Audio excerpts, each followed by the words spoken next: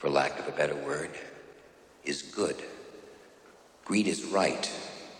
Greed works.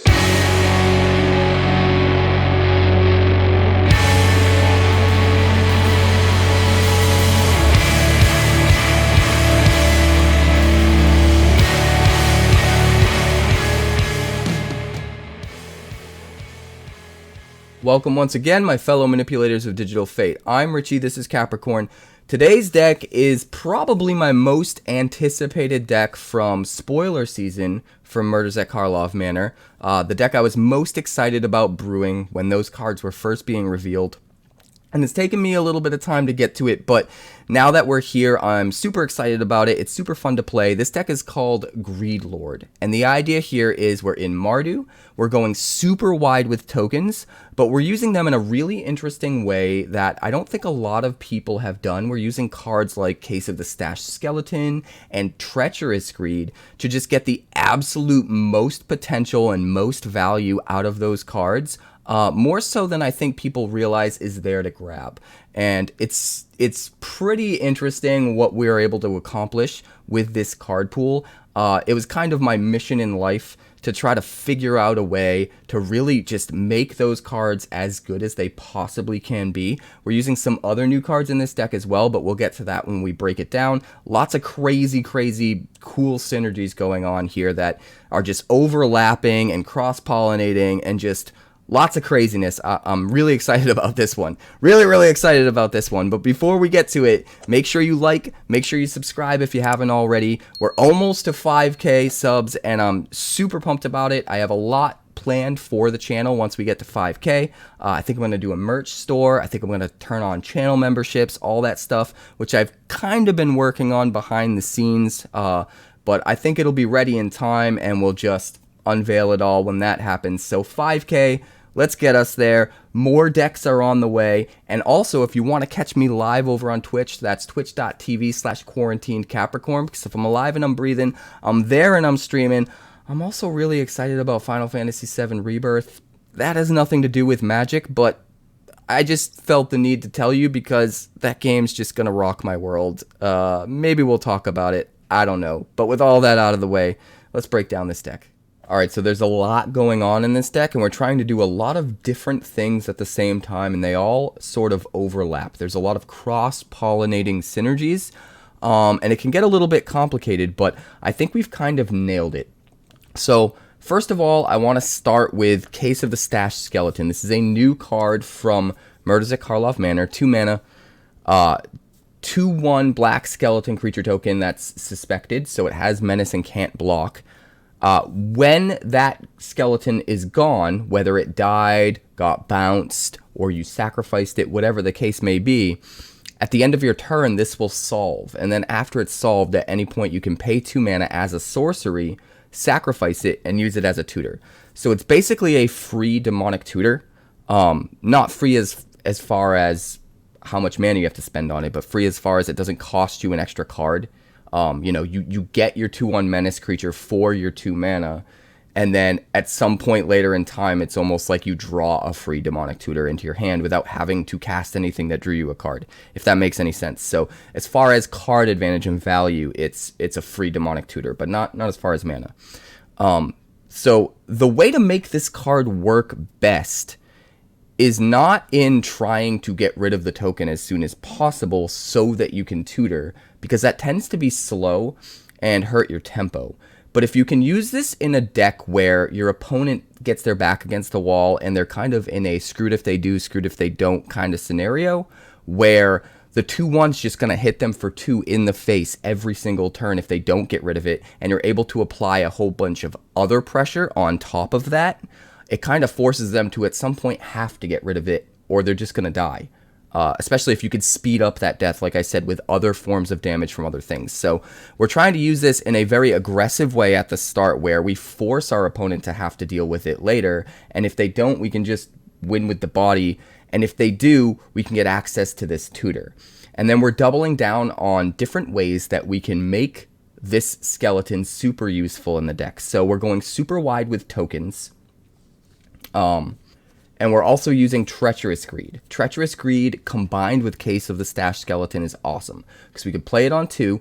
On turn 3, we can swing with the skeleton. They're not going to want to block it because they don't want to give us the demonic tutor side of the Case of the Stashed Skeleton. And after it hits for damage, we can sacrifice it to the Treacherous Greed. 3 mana, instant, as an additional cost to cast the spell. You have to sacrifice a creature that dealt damage this turn, and then you draw 3 cards. Each opponent loses 3 life, and you gain 3 life. Drawing 3 cards and draining for 3 for just 3 mana is really, really powerful. The problem is you have to hit them for damage with the creature you sacrifice. And most of the time, typically, if a creature is good enough to get through for damage, it's something that's good enough that you don't want to sacrifice and you don't want to lose. So that makes it really hard to use a card like this. But we have a bunch of stuff in this deck that makes this card insanely good. And the first thing is the Case of the Stashed Skeleton itself, because we can sacrifice that skeleton even if we don't do it on turn 3, even if it's later in the game, turn 5, turn 6, whatever. Whenever it best suits us, we can sack that skeleton, and not only are we draining for 3 on top of the 2 damage we already did to his head from the skeleton hitting in, but then we're also drawing 3 cards and turning on our demonic tutor side of Case of the Stashed Skeleton. So it's just a ton of value and a ton of aggression packed into that combination. And there's a lot of different cards in the deck that can utilize the skeleton token in a similar fashion, and there's a lot of different cards in the deck that can utilize Treacherous Greed in a similar fashion, where we have something to sacrifice that isn't missed as much as you would normally miss a creature you have to sacrifice that is actually good enough to hit in, if that makes any sense. Let's just start at the bottom of the curve, and then we'll get to some of the other cards. So the other 2-drop slots, we have 1 Jadar, because Jadar makes a token every turn that can also be sacrificed to the Treacherous Greed. We've got 4 Rite of Oblivions, because Rite of Oblivion is a great removal spell that can be used twice because of flashback. You just need something to sacrifice. So if that something ends up being a skeleton token, that feels pretty good. Not only that, but if you're desperate, you can just sacrifice the case itself instead of using it as a tutor. If you really just need to take out their thing, if you're going to die, if you're going to lose the game or whatever, you can sacrifice the case itself to a Rite of Oblivion and remove a threat. So lots of good value, good synergy there. We've also got 4 Bloodtithe Harvester. Now, I tried a few different cards in this slot as the other thing we want to play on turn 2. But I keep coming back to Bloodtithe Harvester because it's just too good on its own, but then also synergizes with a lot. So it gives you the 3/2 body so that if you need to sacrifice something to a Treacherous Greed, this can be a backup plan. It can even be a turn 3 Treacherous Greed if you really need to. But it also gives you a token, and that token can be used for some of our other sacrifice stuff like the Rite of Oblivion and some other cards I'll get to down the line. Let's move on to our 3-drop slots. We've got 3 Wedding Announcement. So this is going to come onto the field. It's going to generate a token every turn for 3 turns, or maybe draw us a card, depending on what our board state is like and if we attack or not.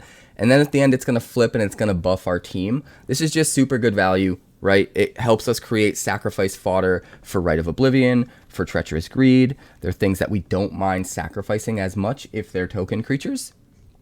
We've also got 3 Urabrasks Forge.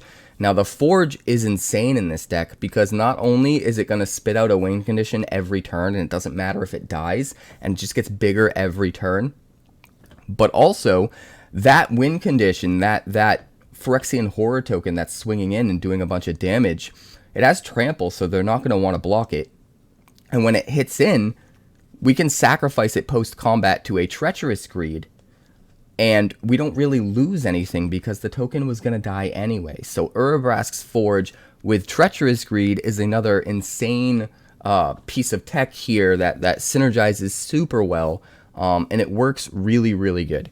We've also got 3 Anim Pakal, because Anim Pakal is going to be able to come down on 3, and whether it's our skeleton swinging in, or a Bloodtithe Harvester, or maybe a zombie token from Jadar, they can all trigger the Anim Pakal on turn 3, the turn it comes down, and get us a gnome token. And then in subsequent turns, those gnome tokens can be used to sacrifice to things like Rite of Oblivion or Treacherous Greed. So everything kind of layers on top and synergizes with everything else, and that's a super important part. We've also got one Lagomos, because he works really well in a similar way of Urabrask's Forge or Jadar, where he's going to make us a 2-1 attacker every turn, but it's something that's going to die at end of turn anyway, so we don't mind sacking it to Rite of Oblivion, we don't mind sacking it to Treacherous Greed, lots of value there. We've also got one Ob Nixilis, and in addition to the Treacherous Greed, this one Ob Nixilis gives us another way on turn 3 to sacrifice our turn 2 creature to get some value, in this case getting another copy of Ob Nixilis onto the field by sacking, a zombie token or preferably a skeleton token to also turn on our Case of the Stash skeleton, turn it into a demonic tutor. There's just a lot of value to be had there, and Ob Nixilis can be super, super good in this deck, especially because Ob Nixilis is really good with Urabrask's Forge anyway. Because once that token gets big enough, you can sack the token to an Ob Nixilis and make a really big Ob Nixilis that can ultimate right away. So Ob Nixilis and Urabrask's Forge also combo together really well, and that's what you'll notice about this deck is like there's so many different ways that every piece of the puzzle combos with other pieces of the puzzle. So it's not just like a combo deck where you need to get very specific, this card with that card. It's like card A can combine with card B, C, D, E, or F and be used in a multitude of ways, and then all of those can be combined with multiple different cards in multitude of ways. So you don't need specific cards to combo off. They can, depending on which ones you get, they can synergize together in different ways, and no matter what, they're going to get you a ton of value, and I think that's what makes this deck so cool. The one thing you'll notice here is a lot of our key cards are 3-ofs. 3 Forges, 3 Wedding Announcement, 3 Anim Pakals, 3 Treacherous Greeds, and there's a reason for that. Normally we would want 4 of all these because they're so good and you want to make sure you slam it, especially the Anim Pakal. But in this deck, not only do we have 4 Case of the Stash skeleton that counts as tutors that can tutor those up if we need them, but we've also got 3 copies of Beseech the Mirror. So for 4 mana, we can sacrifice any token, find anything that's 4 or less, put it into play for free. So if we have something that our Anim Pakal is going to be really good with and we need the Anim Pakal, we can just find the Anim Pakal with Beseech the Mirror. If we have an Ob Nixilis in our hand and we want something to sacrifice it to get value, we can find like an Urabrask's Forge or whatever. If we absolutely need to take out a 𝐂𝐑𝐕𝐈𝐻𝑑, we can find a Rite of Oblivion. Like, there's a lot we can do. And what's important to note about this deck is, even though it's kind of aggressive right off the bat with things like the skeleton token and the Urabrask's Forge and the Anim Pakal and all of this, it is much slower than other aggro decks. And that's because it's not actually an aggro deck. It pretends to be a very aggressive deck on turn 2 and turn 3. You're putting things on the board that's applying pressure, but then a lot of times on turn 4, you're just sweeping the board. And there's a number of ways that we can do that. With Beseech the Mirror being in this deck, 3 copies, that kind of counts as 3 sweepers. Because if we draw one of those and we do need to sweep the board on turn 4, we can just use Beseech the Mirror to find a sweeper. So in that way, it almost counts as far as how many we have in our deck as a sweeper. So we don't have to actually add as many sweepers, because whether we get the sweeper or the Beseech the Mirror, either way, we're able to sweep the board consistently on turn 4. And that's because we've got the 3 Beseech the Mirrors, we've got 1 No Witnesses, so if it's better for us to grab this, if maybe we have a bunch of token creatures, and we're going to be able to be the one that gets to investigate off of this, we can grab No Witnesses. Or if maybe they have a multicolor creature down and we don't want them to draw a card off of that, we grab No Witnesses. But if they don't have a multicolor creature down, or if maybe we do, we can always grab Depopulate as well. And then we can destroy everything, and anyone who controls a multicolor creature will get to draw a card. So depending on which of these sweepers is better for the situation, we can use the Beseech the Mirror to find the one that's right. We've also got 1 Path of Peril, so that if we only need to destroy smaller creatures, like an aggro deck, like a mono red aggro deck, we have the option here of just finding this and just sweeping out all the small stuff and maybe leaving behind some of our stuff like Anim Pakal and not sweep it up. We also have the option to cleave it if we absolutely need to, and there's a chance that we might just draw this and not need to tutor it up, and we can just play it on turn 3 if that's the case. But I think having 1 Path of Peril, 1 Depopulate, and 1 No Witnesses along with 3 Beseech the Mirror, gives ourselves a nice 6-card package of removal that can be used by turn for the latest. And if we're willing to be a little bit slower with it by either using Beseech the Mirror without bargain or by using Case of the Stashed Skeleton once it becomes a tutor, we can find a Sunfall instead, and we can cast Sunfall on turn 5 or the turn after whenever we find it, most likely. So for just the right situation, Sunfall being a 7th sweeper here can be really good, especially with another new card that we have in this deck, Kaya Spirit's Justice. This is a 4-drop, so it works really well as a 1-of with Beseech the Mirror because it's another thing we can tutor up if we need to. Its static ability lets us turn one of our tokens into any creature that was exiled this turn. So it reads, whenever one or more creatures you control and or creature cards in your graveyard are put into exile, you may choose a creature card from among them. Until end of turn, target token you control becomes a copy of it, except it has flying. So this can be a way to protect against exile removal if we're worried about Sunfalls, things like that. We can turn like a blood token or whatever into our best creature like an Anim Pakal and kind of go to town. Although Sunfall is going to happen on their turn, so I don't really see that coming up too often. But that's not really the primary reason we're playing this anyway. +2, Surveil 2, exile a card from a graveyard. +1, create a 1/1 flying spirit token. -2, we get to basically do a Rite of Oblivion. We exile one of our creatures, and in return we get to exile one of their creatures. So it's kind of a reusable Rite of Oblivion, so it's more removal. So it's super versatile here. If we need tokens, we're +1 in making a token so that we can use it with the things that need tokens. If we don't need tokens, but we need to get rid of something and we have plenty of tokens, we can exile one of our own creature tokens and get rid of their key threat, like a Sheoldred or an Atraxa or whatever it might be. But in certain scenarios, we can +2, Surveil 2, exile a key creature from our graveyard and turn one of our tokens into a copy of that. And that is the most useful when we're running Sunfall. If we Sunfall away the board and we hit our Anim Pakal, and our Anim Pakal gets exiled, and we have a huge Sunfall token now that is not a creature yet, but it's got maybe like 5, 6, 7 +1/+1 counters on it, what we can do is we can now Kaya Spirit's Justice. Its static ability will let us turn that Incubate token that's got 7 counters on it into an Anim Pakal, which means we can then attack with an Anim Pakal that has 7 +1/+1 counters on it, which means it'll immediately go up to 8 and make 8 gnomes right away. So being able to skip the 8 turns you need to get those counters on and just immediately vomit out a huge board by combining Kaya Spirit's Justice with Sunfall and Anim Pakal can be pretty gnarly if done just right. The last card I want to talk about is a card that really pushes this deck over the edge and helps be a ridiculous win condition that you can very easily underestimate, and that's Warleader's Call. So 3-mana enchantment, it comes down, it buffs your whole team +1/+1. It also makes it so that whenever a creature enters the battlefield under your control, Warleader's Call deals 1 damage to each opponent. The best card to pair that with is Anim Pakal, because now all of those gnome tokens that you're making with Anim, they're all pinging with Warleader's Call when they come into play, and then immediately swinging as 2/2s. And that can be enough to just end the game outright right there as well. But this is also going the extra mile and buffing up the rest of our team too. That skeleton's going to be a 3/2 menace now. All of the tokens from Wedding Announcement, the Urabrask's Forge token. We have so many things in this deck that make a creature every turn without spending mana, like Jadar, Urabrask's Forge, Lagomos, Ob Nixilis, Wedding Announcement. Everything's just pumping out little dudes.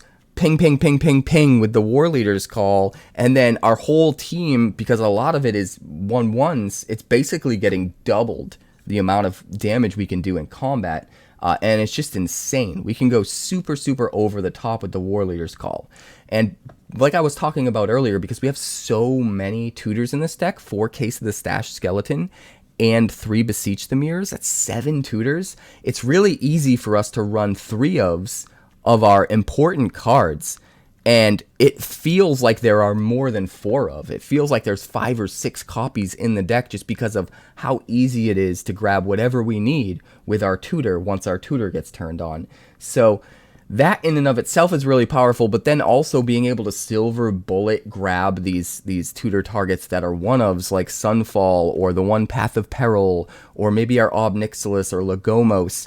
A lot of times it's so easy for Lagomos' second ability to actually go off and tutor us up a card as well. So in a way, it's almost like we have 8 tutors in this deck. Because even if some of the creatures that died this turn are on their side, as long as 5 or more creatures died, Lagomos can tap to search up anything you want. And you'd be surprised how often that happens in a deck like this. It's just... there's so many ways for all these cards to combine together and do ridiculous things and go way over the top. There's tons of synergy, and it is super fun to play. It's probably the deck I was the most excited about brewing during spoiler season, and the deck I'm having the most fun with right now. So this is the deck. We have to run a ton of dual lands because it's Mardu, and we don't have a Mardu Triome. So 4 Sundown Pass, 3 Battlefield Forge, 3 Haunted Ridge, 4 Blackcleave Cliffs, 2 Shattered Sanctum, just 1 Restless Fortress as a creature land, 3 Caves of Koilos, 1 Swamp in case they have land destruction, and then we had to run the 1 Mirrorx. We had to make sure things that could potentially only make colorless down the line we kept to a very minimum, so we can only run the 1 Mirrorx, just because the deck is very color intensive. Like, we need 3 black for Beseech the Mirror. But we had to include at least 1, because with a deck like this that can get a ton of value off of creature tokens, we couldn't turn down putting in a land that generates creature tokens every turn, right? So we had to include the 1. That's the mana base. Deck's bananas. I'm loving it. Let me know in a comment down below what you think of it, and if you think there's a card that we missed that would synergize really well with a lot of what we have going on here, because there's so many options for things that you can add to this deck, but I really feel like getting the numbers just right and making sure everything can synergize with everything else so that nothing's ever a dead card is really the key to making a lot of these cards be as good as they can be and just sucking out the full potential of what they're capable of. So this is the deck, the games are nuts, and now let's check them out. This looks great, we'll keep it. We're going to start with a Sanctum. We're going to go Cliffs, Case on turn 2. This is only our first, this is our second game in Standard. The first one was very biased towards our opponent, unfortunately. But that's okay. Can't win them all. But we can win this one. No bias on Arena. What are you talking about?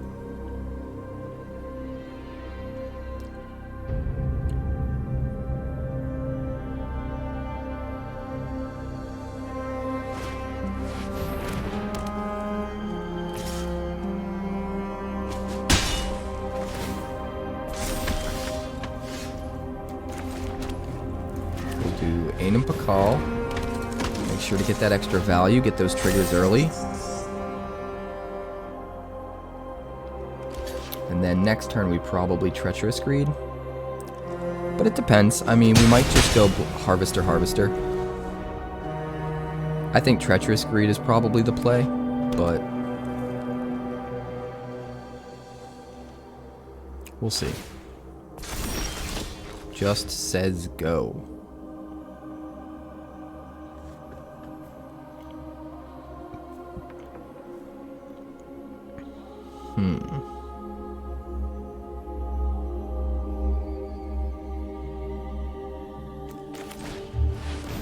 I think we'll just do this.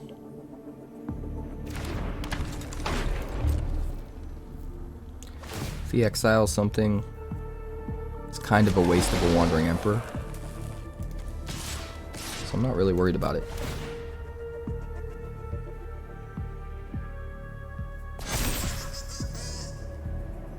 The key here is if we're forcing him to deal with our tokens, he's not dealing with the Anim Pakal.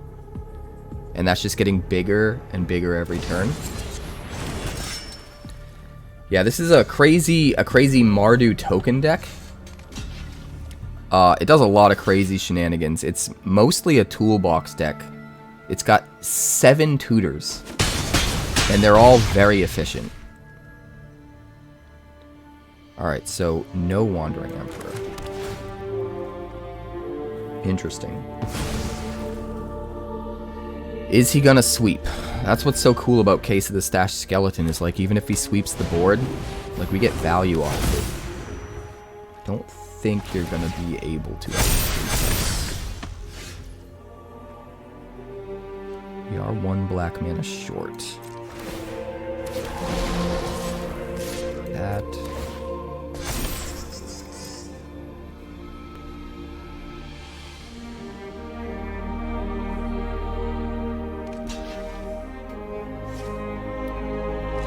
Does he want to finally kill the skeleton?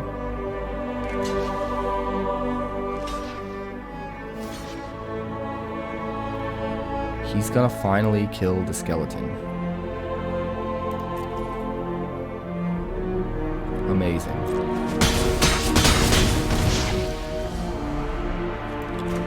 We're gonna go sack this boy that did damage. And then we're gonna play a land that can make black so that we can play Bloodtithe Harvester.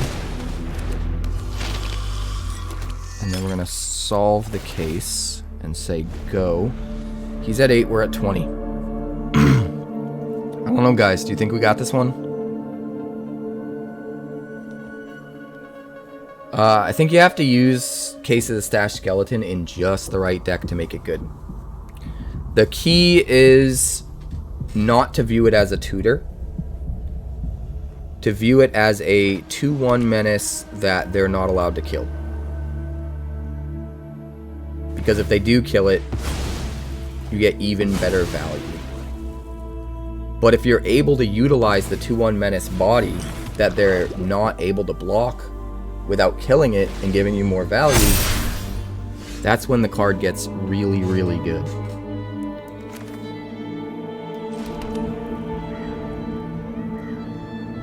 So we could Beseech the Mirror here.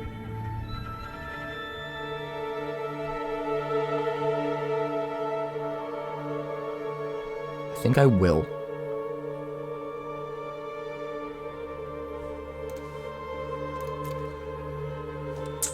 Maybe, I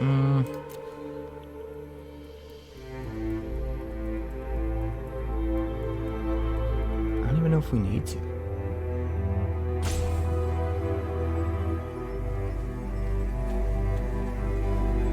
Man, it costs 2 or less. He's got all tokens, right? So how about we do this? Here's what we'll do. We'll go -2/-2 on you just because.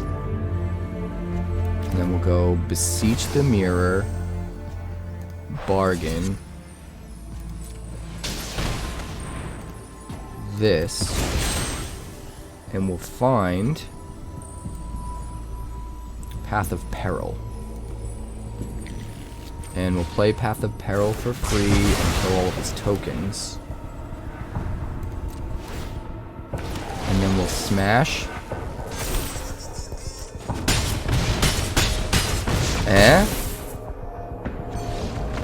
That's how this deck wins. Let's see, we've got Bloodtithe Harvester or Case on 2. Yeah, we can keep that. Even if we don't get our 3rd land, we can play the other one on 3. But hopefully we get our 3rd land, because that would be even better.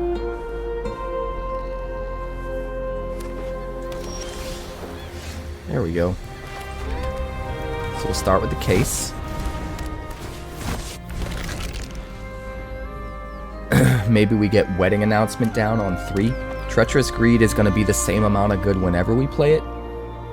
But the sooner we get down Wedding Announcement, the sooner we get our value out of it. The sooner our board gets buffed. Alright, well, we'll just get out the Forge. Swing 1. Solve the case. Seems good to me. Seems good to me.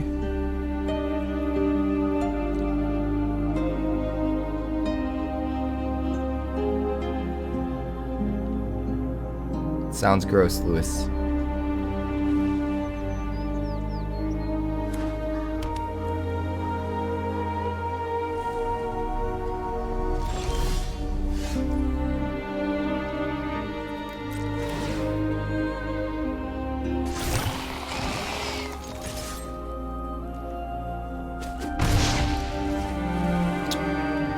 Is he gonna counterspell our Treacherous Greed? I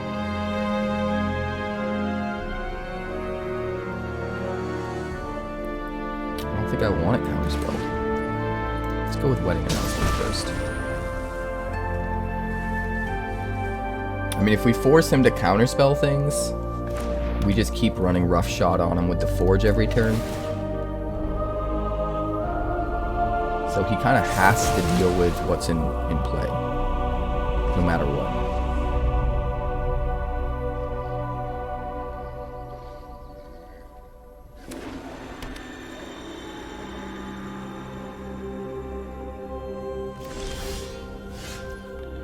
And now we've got an Anim Pakal.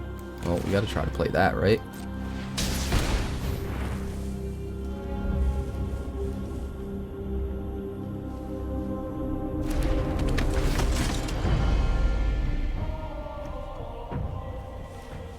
He's probably gonna Wandering Emperor.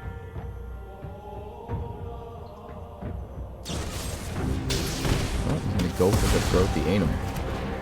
I mean, he's delaying the inevitable at this point, right? Because we're just swinging in for more and more every turn with the Forge.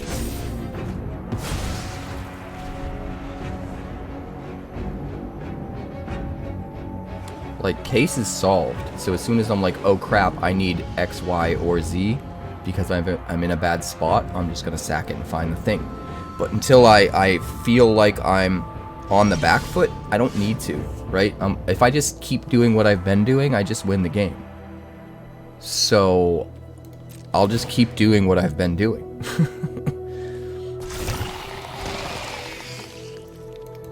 Swing with both, because if one gets through, I want to sack it to Treacherous Greed. I've learned much during my travels. Let me show you. Or My judgment is fine. I could kill the Wandering Emperor. I don't think I need to, though. It's only at 1 loyalty.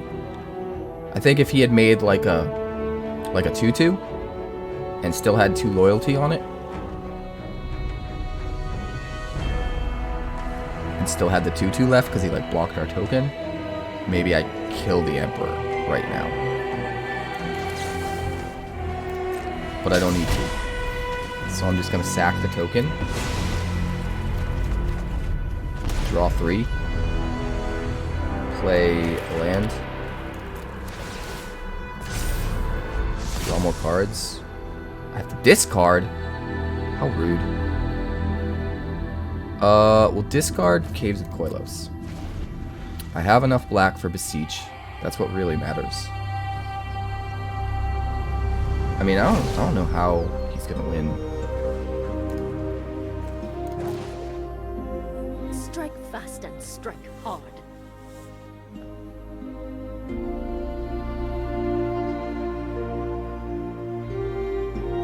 We've got too much value. I guess if he can get to a Farewell. So we need to play in a way where we assume that's what's going to happen.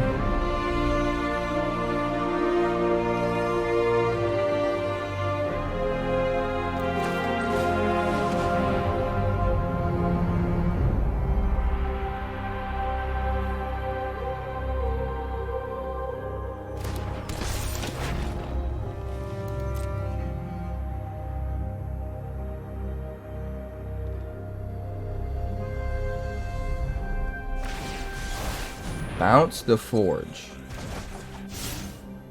Well then.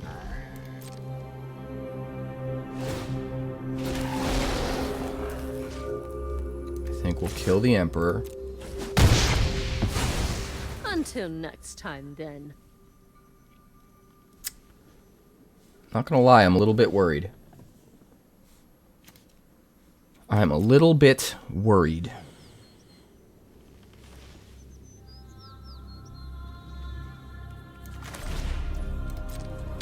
Farewell ain't no joke.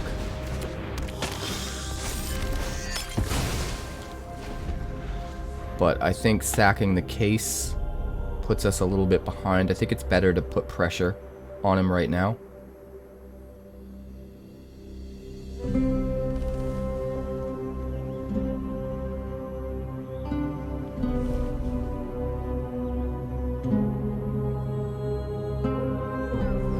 We do have a 𝐂𝐈𝐲. It might be good to fetch the 𝐂𝐈𝐲 so that we have a planeswalker that can survive.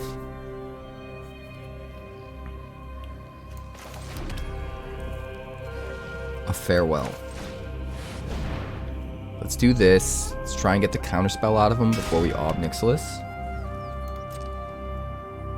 Swing.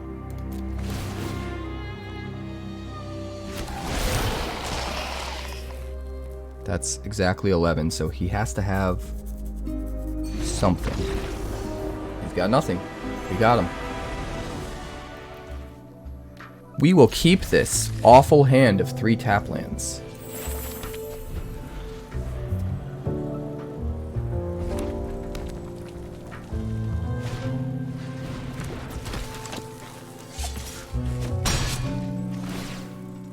Less than half of our mana base is tap lands, but of course we started with all 3 of our lands as tap lands.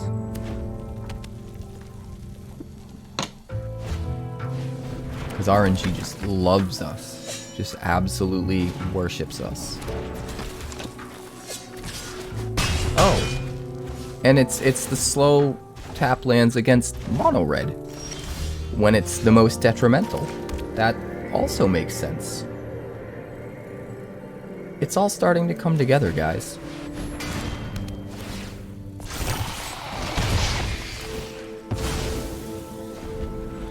It's all starting to come together.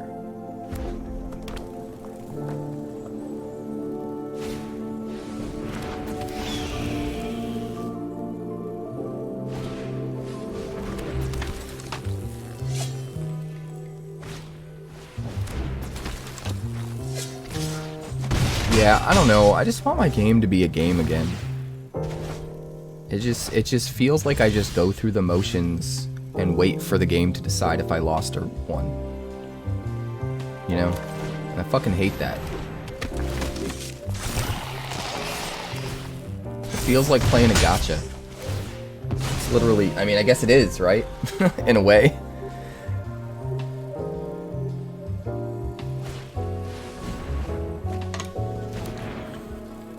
Like, you're forced to hit a brick wall so they can try to incentivize you to spend money. That's what gachas do.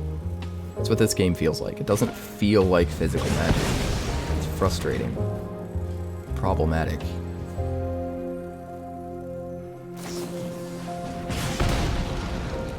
Okay. So we'll go to 6. We need to gain life. How do we gain life?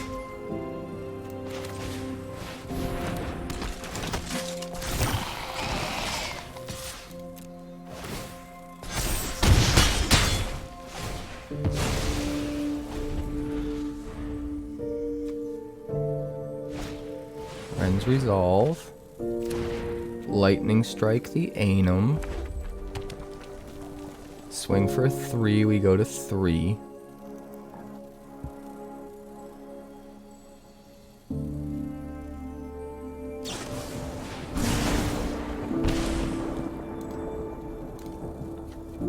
We still haven't found a 4th land.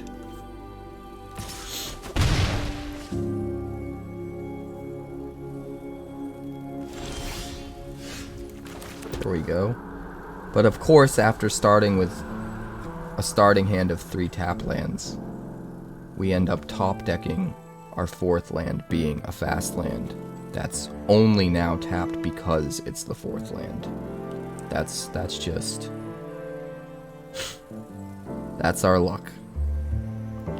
That is, in fact, our luck. I guess we just have to try to win right now.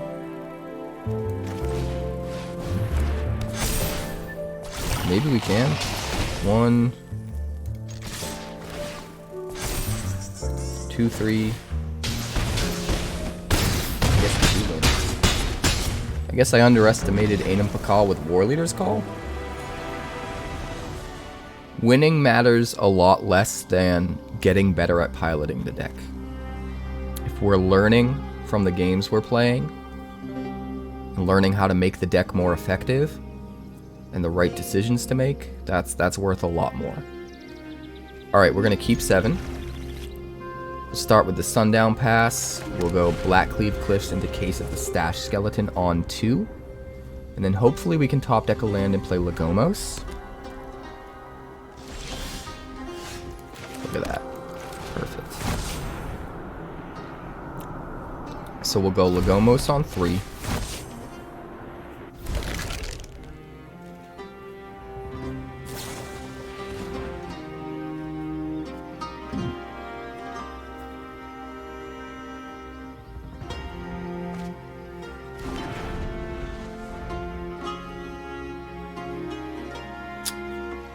And then maybe War Leader's Call on 4.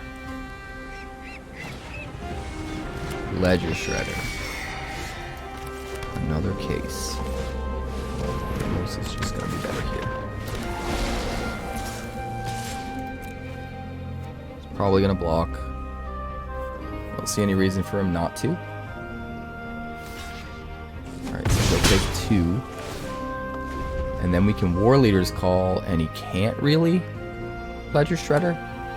And we're not going to cast 2 spells in a turn. So he'd have to cast two spells in a turn in order to connive and survive our token swinging in with the War Leader's Call.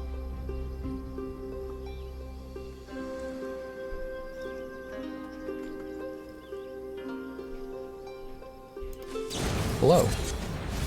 Picklock Prankster, sure.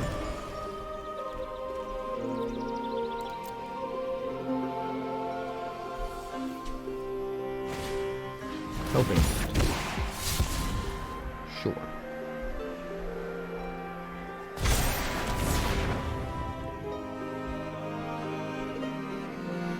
So his Ledger Shredder is a big boy now. Ooh, I think Anim Pakal's just better here, right? Yeah.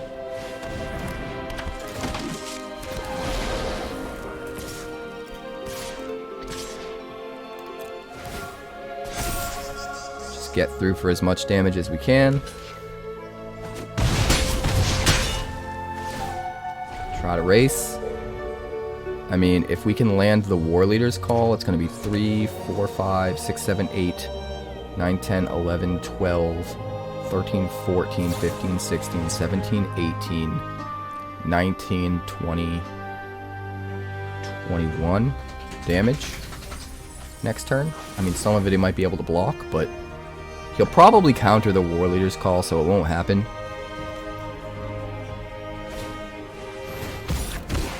We'll see.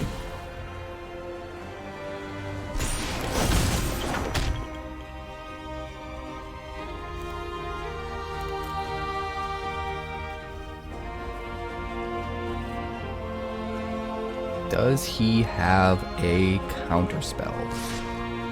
He's actually going to swing with the Djinn. And the Ledger Shredder. He's got to be holding up a counter spell then, right? If he's that confident.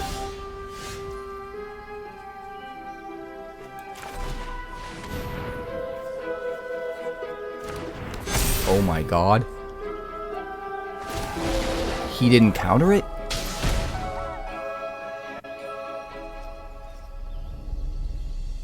What? Okay. Here we go.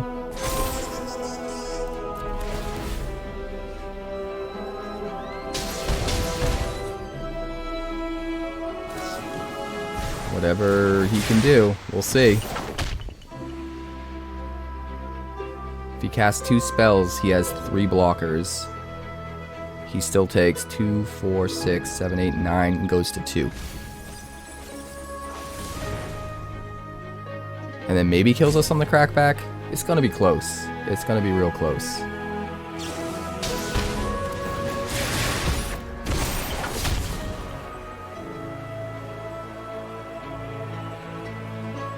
Like, the tokens are gonna die for sure.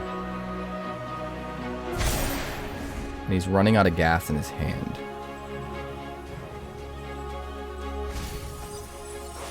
I don't even know if he can kill us on the crackback. Like, he might be able to.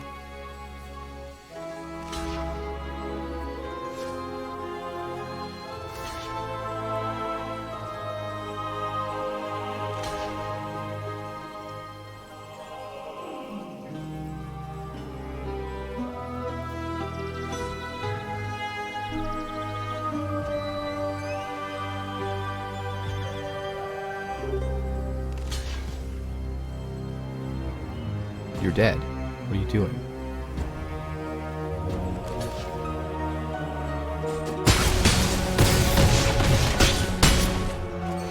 I don't... Okay. All he needed to do is block the 3 biggest creatures. I don't understand, but alright.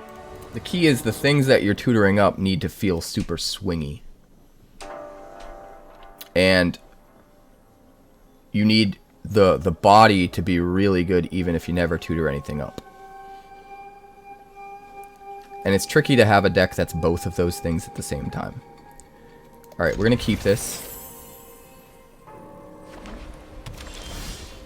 We'll go... I mean... I guess we just go Blackcleave Cliffs, right? We'll go Caves on 2, play a Skeleton, Ridge on 3. Something like that.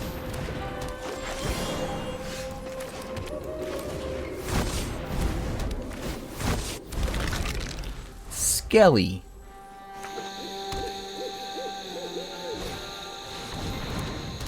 Well, he's doing some Pakaling himself. We're gonna have to Rite of Oblivion. We need to get rid of that Anim Pakal for sure. For certain.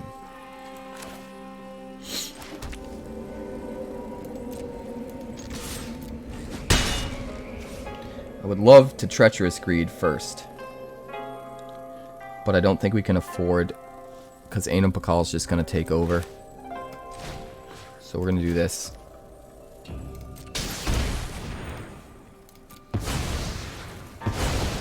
Rite of Oblivion. Case solves. Alright.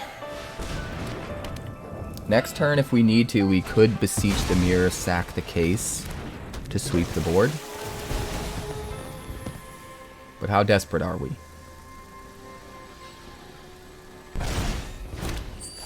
Do we need to do that? Do we need to waste a tutor in order to make sure the board is swept? Possibly. Possibly.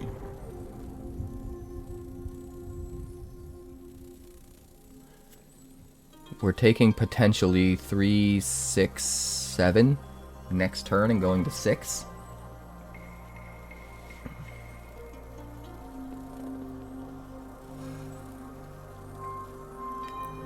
I think that's fine. We're gonna do this. We're gonna grab... Do we want Sunfall? Maybe we want Sunfall. Yeah, let's grab our Sunfall.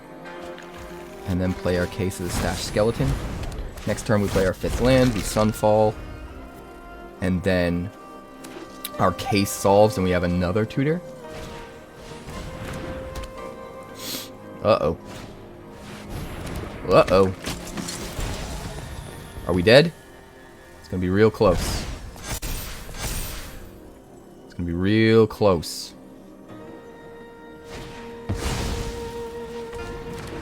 Oh god. Yeah, we're dead.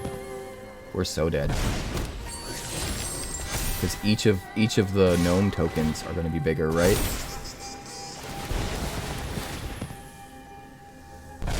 Damn. Okay, so maybe I should have just not been greedy. I could have easily swept the board last turn. by just sacking Case to Beseech the Mirror. I will attempt to keep this, even though our land is shit and we have no 2-drop. We'll go Haunted Ridge.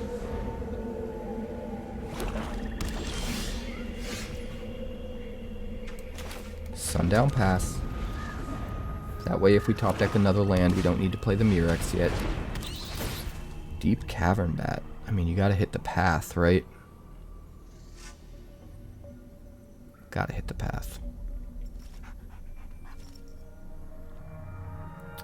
Anything less would be uncivilized. But I'll tell you what. It's gonna be a pretty disgusting couple of turns here.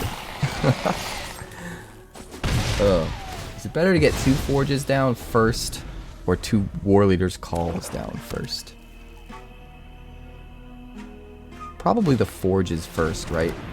Because they snowball more and more the longer they're out. So I think the sooner we get them out, the better.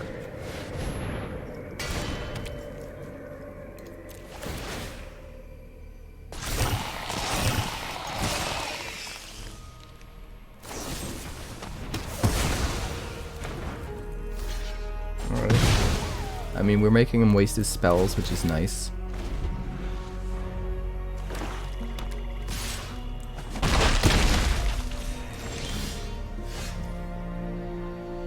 Do we Wedding Announcement first, so that we have a blocker? We're just going to end up drawing a card anyway, so no. We're going to War Leader's Call. Ping for 2. Attack for 7. He doesn't like that. He's cutting down. He's cutting down like it's nobody's business. Alright, we're racing. We're racing rather effectively too. Do we just play another War Leader's Call? Do we just not even bother to try to put out blockers? Maybe. Really can't even make us Nobody knows, do anything. You won't be outsmarting me. Get rid of the Wedding Announcement. If we play something with the intention of putting out a blocker, it's better to play Lagomos because it contributes an attacker and a blocker.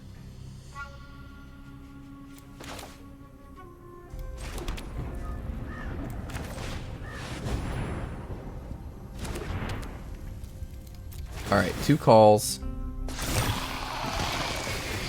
So we'll ping for 4.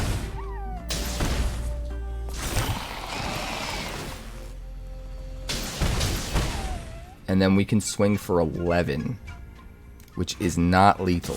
So we're just going to do 6 and 5. Go for the throat. 6. We kill the Lily. And then we should just have lethal next turn. I know when I'm not wanted. Unless they can find a way of doing an extra 7 points of damage this turn, I think we've got it. Mardu is best. I think Mardu is probably my favorite color combination.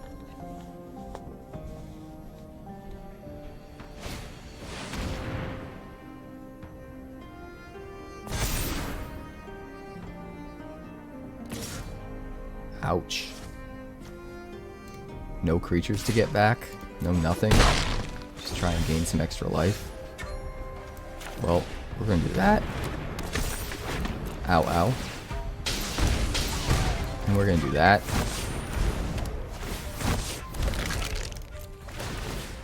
Ow, ow. And we're going to do that. We're going to do that. We're going to do that. Every alliance is supposed to be until the end of the game. Maybe it is. Mulligan. We can use this, I guess. We toss back probably the most expensive thing, right? The Beseech.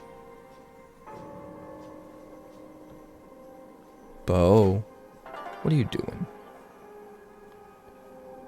Silly boys. Alright, keep 6. Toss back the Beseech. We're going to start with Sundown Pass on 1.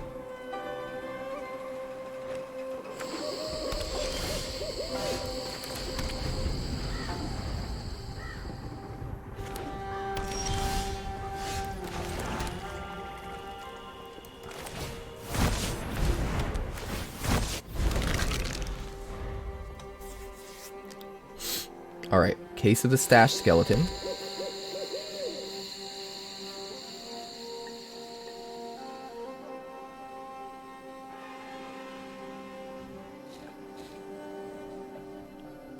Bandy. I'm recording, bud. No licking. No licking in the microphone. Bo. Bo. What are you doing? You trying to lick my microphone?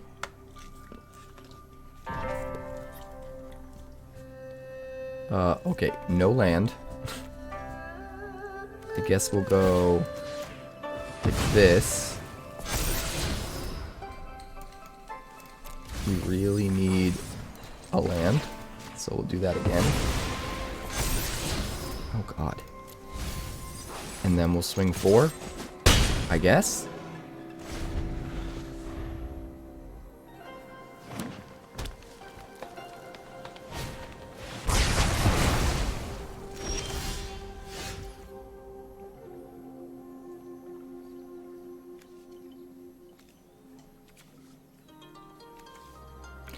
Well, good riddance, I say, Ostrich.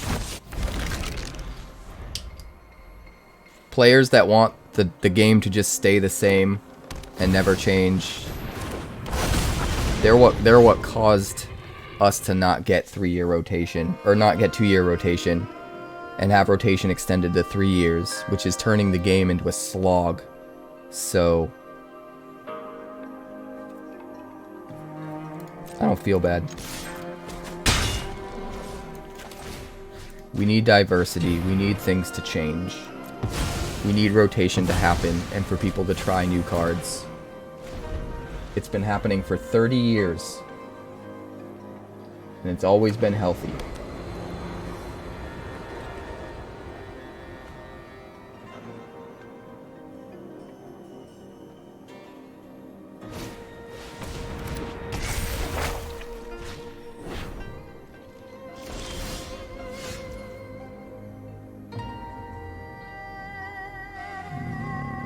I mean, we desperately need a land, but I think I'm okay with just playing Bloodtithe Harvester.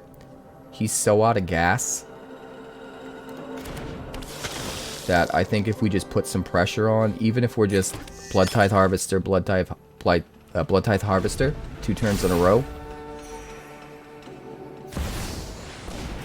Alright, now we need to kill 𝑒𝐻𝑒𝐈𝐻𝐿.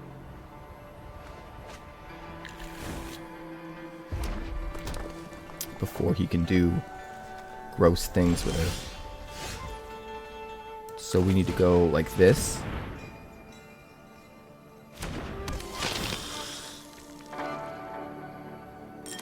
And then we need to do this. Goodbye, 𝐒𝐻𝐈𝐻𝐿. And we need land. We're still stuck on 2, can you believe it? It just seems like Arena will never, ever, ever give me what I need to play the game. It's always not enough or only lands. It's never somewhere in the middle. It's kind of ridiculous. No, you can hit me for 3. That's fine.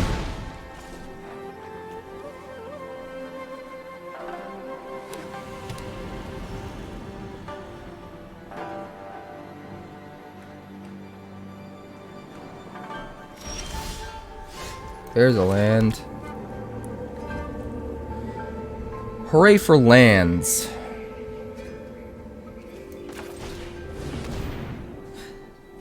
Hooray for me. We're gonna kill the likeness because we don't want it to get buffed up by the ridgeline and come in for even more damage. I think we have a better chance of being able to race. Even if he is doing 3 to our 1 at first, our damage output is going to scale. And if we can keep the rest of his creatures off the board, his won't. So I think we're okay. We can turn any of our tokens into Bloodtithe Harvesters if we need to with 𝐂𝐈𝐴 once we get to 4 lands. So keep that in mind. Well, that's perfect. We'll go Anim Pakal. Forge. Forge will swing. Trigger the Anim Pakal. Give us a gnome. Put a counter. And now we're off to the races. Now we are racing him effectively. And I don't think he's going to be able to keep up.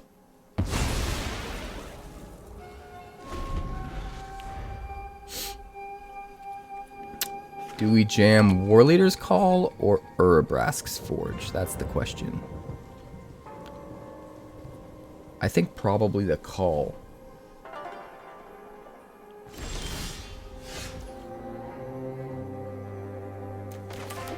We do have 4 mana now. Which means we could do 𝐂𝐈𝐴.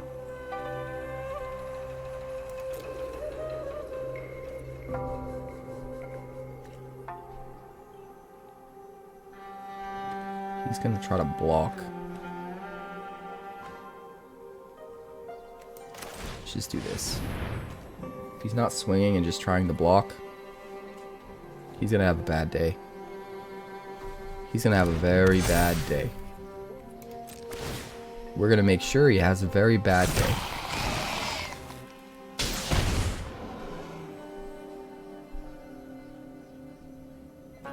Swing, swing.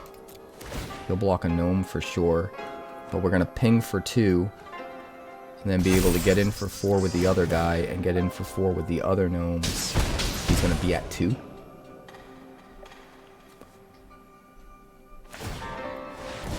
Pretty rough. I mean, I guess I could have just swung with Anim Pakal and won, right? But chances, yeah, see if he's got a trick up his sleeve. That's why I did playing it safe.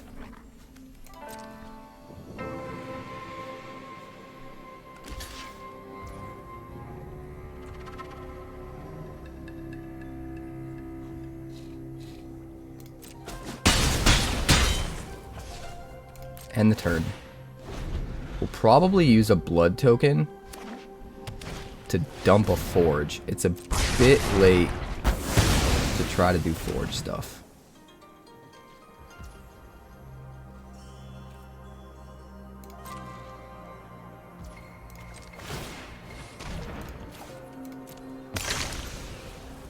We want a land and a 2-drop so we can double spell.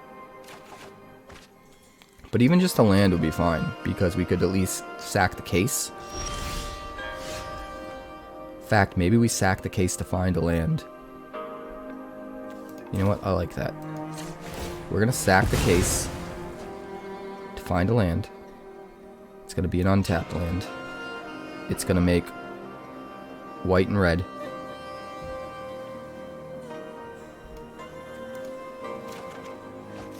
And then we're going to play it. And then we're going to play another Anim Pakal.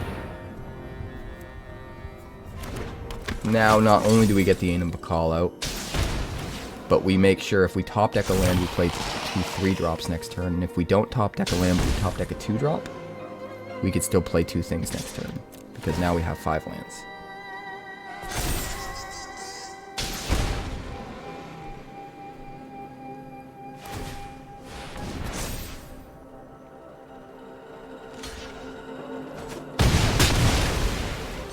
There we go. Victory.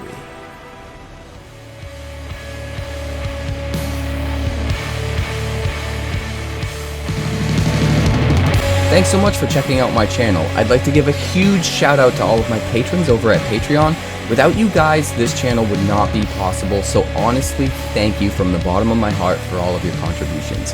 If you haven't yet, like and subscribe. The more likes we get and the quicker we get them, the bigger this channel will grow and the faster it will grow. I'd love nothing more than this channel to become something very special for you guys, but it's entirely up to you how fast that happens. Also, if you'd like more deck text, that's somewhere over there. And if you'd like to see what else the channel's been up to lately, that's somewhere up that way. Also, subscribe, circle below, do all the things.